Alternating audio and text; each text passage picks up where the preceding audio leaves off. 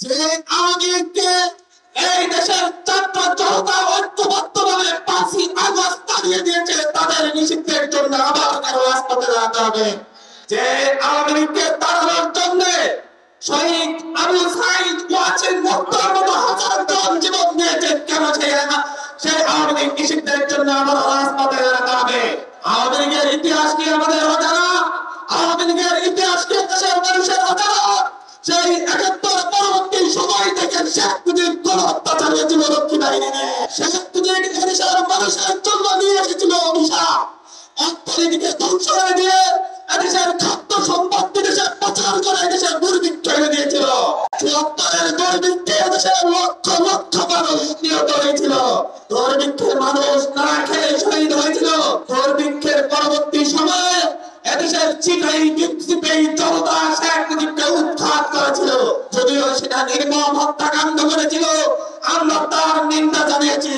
কিন্তু পরবর্তীতে শেখ হাসিনা ৯৬-তে এসে তার পাপের অপকর্মের জন্য ক্ষমা চেয়ে মাথায় হিজাব পরে তক্তি পরে এদেশের মানুষের কাছে ভোট চেয়েছিল। এদেশের মানুষ সরল মনে শেখ হাসিনাকে আরেকবার বিশ্বাস করেছিল। কিন্তু শেখ হাসিনা ৯৬-তে ক্ষমতায় এসে ভারতের দাবিদারি শুরু করেছিল। ক্ষমতায় এসে তখন আল্লামা আজিজুল হক সহ আরেক মোহাম্মদের বিরুদ্ধে অবস্থান নিয়েছিল। এদেশের দেশপ্রেমীদের বিরুদ্ধে অবস্থান নিয়েছিল। পরবর্তীতে এদেশের মানুষ তাকে জবাব দিয়েছিল ২০০১ সালের নির্বাচনে, যখন বুঝতে পেরেছিল আর আওয়ামী লীগ কিংবা ভারতের সেই দাবিদার গোষ্ঠীর ক্ষমতায় আসা সম্ভব না। তখন ৭-৮ সজনের নজরুদ্দিন মঈনুদ্দিনের সহযোগিতা নিয়ে ভারতের ইন্দোরে একটি কারচুপির নির্বাচনের মধ্য দিয়ে সে আরেকবার ক্ষমতায় আসে। তারপরে ইতিহাস অজানা। এদেশের আলেমকে রাজনৈতিক কারণে হত্যা করেছিল, ফাঁসি দিয়েছিল। ২০১৩ সালের ৫ই মে হত্যাকাণ্ড ঘটিয়েছিল। ২০১৩ সালের ২৮শে ফেব্রুয়ারি শুধুমাত্র একজন আলেমের মুক্তির লড়াই মানুষকে নির্বিচারে হত্যা করেছিল। এদেশের মানুষকে গুম করেছিল। ইলিয়াস আলীর মতো তাকে গুম করেছে। এদেশের মানুষকে গুম করে হত্যা করে নির্যাতন করে ১৪, ১৮, ২৪-এ নির্বাচন করেছে। তার পরবর্তীতে এই মধ্য সময়ে এদেশের হাজারো ছাত্র জনতা নিহত হয়েছে শেখ হাসিনার অত্যাচারে। ঘর থেকে তুলে নিয়ে গুম করে ফেলা হয়েছিল, সকালে তুলে নিয়ে যাওয়া হয়েছে, পরের দিন পরে লাশ পাওয়া গিয়েছিল। এই আওয়ামী লীগকে আপনারা রাজনৈতিক দল হিসেবে কিভাবে বিবেচনা করেন? আপনাদের কাছে আমার প্রশ্ন। একটি রাজনৈতিক দল হওয়ার মতো আওয়ামী লীগের কোন বৈশিষ্ট্য কি আছে? একটি রাজনৈতিক দল হওয়ার মতো কোন বৈশিষ্ট্য আওয়ামী লীগের আছে? আমাদের সেই সন্ত্রাসী সংগঠনকে অবশ্যই নিষিদ্ধ করতে হবে।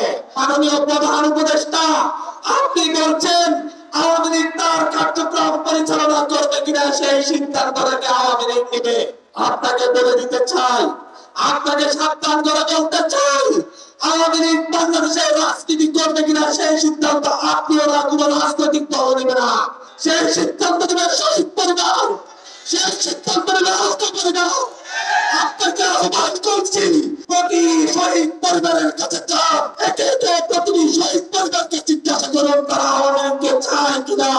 যদি শহীদ পরিবার চাই, আওয়ামী লীগ থাকবে না, আওয়ামী লীগকে নিষিদ্ধ করতে হবে, করতে হবে, করতে হবে। আন্দোলনের কাছে যান, তাদেরকে জিজ্ঞাসা করেন আওয়ামী লীগ নিষিদ্ধ হবে কিনা। তাদের উত্তর দিবে আওয়ামী লীগকে নিষিদ্ধ করতে হবে, করতে হবে, করতেই হবে। আওয়ামী লীগ নিষিদ্ধের ক্ষেত্রে কোনো আপোষ নয়, আওয়ামী লীগ নিষিদ্ধের ক্ষেত্রে কোনো আপোষ নয়। আমরা আজকে এনসিপির পক্ষ থেকে এই সমাবেশের মধ্য দিয়ে আমরা আমাদের অবস্থান স্পষ্ট করেছি। আমরা অবস্থান প্রকাশ করে বলছি আওয়ামী লীগকে নিষিদ্ধ করতে হবে।